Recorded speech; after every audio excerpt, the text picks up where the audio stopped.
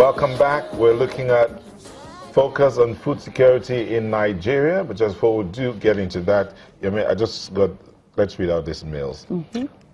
This one's from Oladipo Olani, and he says, "Good morning, Salma. I think CBN should aid the banks to make the ATM cards more efficient.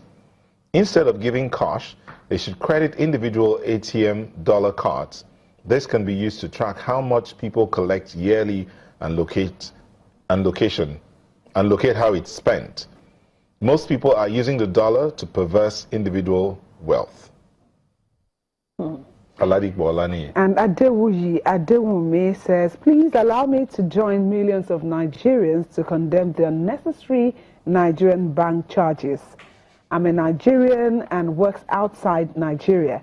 I do most of my Nigeria transactions online, but the bank charges me for text messages that I never received. I have sent many mails to the bank to complain and request for the stoppage of the charges with reasons, but it still charged me, like they still charge him. So I had earlier instructed the bank that our correspondence should be by email, yet they claim they sent me SMS to a phone number which I don't know."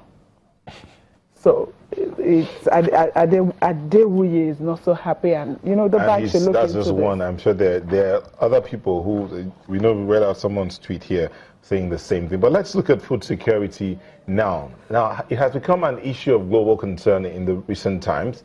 Nigeria, with her huge endowed natural and human resources, is not spared. Food crisis is a product of colonial disorientation that has led to neglect of the peasant, agriculture and food crops subsector, as well as over-reliance on cash crops production and the oil sector. The price of foodstuffs seems to be the major concern of every Nigerian, but now attention is gradually shifting to food safety, which is very important to everyone's health. Okay, grammar, right? So we're going to talk practical agriculture. We ensure that we have food and safe food that we're able to eat. So we have two farmers in the house. In Lagos, we have African farmer Mogaji. African farmer is his name. He changed it 12 years ago. African farmer Mogaji, who's an agri-entrepreneur. Thank you for joining us. Good morning. I like you. And in our Abuja studios, we have Shedrack Madlion, also a farmer. Our friend Shedrack, how you doing? I'm all right. Nice being here. Okay. Welcome. Before we go on, let me ask African farmer. You changed from what to African farmer, and why? Okay, it used to be Afiolua Abayomi Mogaji to African farmer Mogaji. Why African farmer? Well, the concept is to have agri-businesses across Africa. And so if you operate in Nigeria, you're a Nigerian farmer. Zimbabwe, Zimbabwean farmer, and if you operate across Africa, you become an African farmer. Wow. Okay. So you should be able to tell us this issue of food security, high inflation, one major factor that causes food security. As a farmer, how do you manage with such challenge? We've been managing over the years. It's just that it doesn't aid planning. You can't really plan with the Nigerian agri terrain because policies change, prices change. It's more like every 2-3 years when you really think you understand the system, something new crops up, and you have to keep replanning and replanning. So it's not really easy operating in the Nigerian agri system. However, it's getting better. Now, we're looking at food security. Yes. In your estimation, how secure is Nigeria when it comes to food production? Can we feed ourselves? I don't think Nigeria can feed ourselves. We cannot feed ourselves because we don't have inputs. We don't control as basic as seeds. We don't control seeds. So if you can't control input, nothing can happen. We don't have quality fertilizers. Most of them are not potent. So if we're not controlling anything in production, So if we're not producing anything outside maize, even the maize, we don't have high-yielding maize that is bred and developed in Nigeria. So if you don't have the seed and the inputs, then food security is not in view. In fact, we import all the vegetables we eat, from cucumber, tomatoes, watermelon, all imported.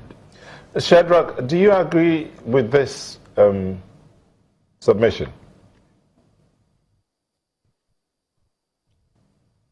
Well, I think I would like to take it from the primary perspective, in the sense that Nigeria has not been food secured. We're not food secured since 1960 to date, because our primary food production from yam, rice, cocoyam, vegetables, and all that there is always deficit in terms of the output.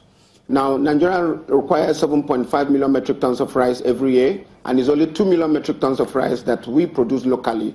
So the deficit of 5 million metric tons still comes from Thailand, Vietnam, Cambodia, and including Bangladesh. Since 2012 and 2016 farming year, there has been massive decline on agricultural output because we have failed to replace our aging farmers with young farmers and dovetail them with technology. Nigerians do not have functional 4,000 tractors, unlike a small community in Punjab that has got 4,000 functional tractors. So a tractor would do a job for one tractor would do is the equivalent of what 280 people will have to do in the field.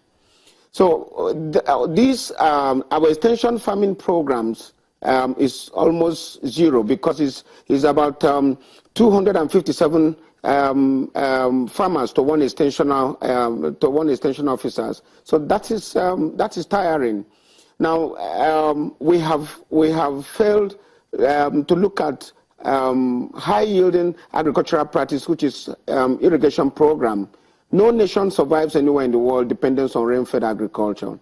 Nigeria has got over 247 dams across the country, but I bet you, and I can tell you that 87.3% of them are not functional. Their spillways have been broken. They have not been silted. There are no correlationship between the Federal Minister of Agriculture and then the Federal Minister of Water Resources. So I will narrow down by saying that both the Ministry of Agriculture and the ministers are totally insensitive to the plight of Nigeria when it comes to food insecurity. Okay, now let's put it on the table. We are talking about, okay, Nigeria not being able to produce enough food, for the populace, but also there's a talk around we produce, and 60, 70, 80% of what we produce is wasted because we don't have, the facilities to be able to put them somewhere for us to eat later, storage facilities. So how do we balance this? Is it a question of, yes, we are able to produce this much, but this percentage of it is lost to waste, because we can't store them? Post-harvest losses. Post-harvest losses, the inability for the country to provide conditioning boxes for preservation of these food items is a very big lacuna. In Benue State, we lose more than 27,000 metric tons of oranges that do not find their way to market. We don't have an orange concentrate company here in Nigeria to extract the orange and take them off from the farmers. One of the finest oranges you can think of in Africa is produced in Benue State. I'm talking about Ibadan Sweet, Washington, Tangerine, and name it. Now between Wanune, Vandekea, Lese, and Otonkom and Hamufu, you've got oranges wasted. In fact, they don't even find their way to our market. Yes, we bring in 5 million liters of orange concentrate from Spain and South Africa and other parts of the world. So there is a very disconnect in this whole thing here. Onions comes from our two major zones in Nigeria, Aleru and then Borno. And then the onions are wasted. Now, there has not been any technology, conditioning boxes to put our onions. So you have less than 27% of what the farmers have done finding their way to the market. The biggest disaster which of course this program most able to put to Nigerians is that we need to buckle up because there is a crisis in our hands. What happened in the Northeast is responsible for the high cost of food today. Now, because our farmers are in IDP camps, now looking at over 4 to 5 million people displaced, where our grains, 27% to 30% of our grains comes in from. I'm talking about Gualzo, I'm talking about Megeteri, I'm talking about Gashua, I'm talking about Biu. This crisis zone, for the past 6.5 years or 7 years, 47% of the beans we consume in Nigeria comes from our neighboring countries, Burkina Faso and the rest, because our hub for beans is Potiskum and these communities I've just mentioned. So what has happened in the Northeast, of course, is also affecting demand in Dubai, Mokola or Bodija, or in Lagos, where 12,000 metric tons of beans are consumed every single week.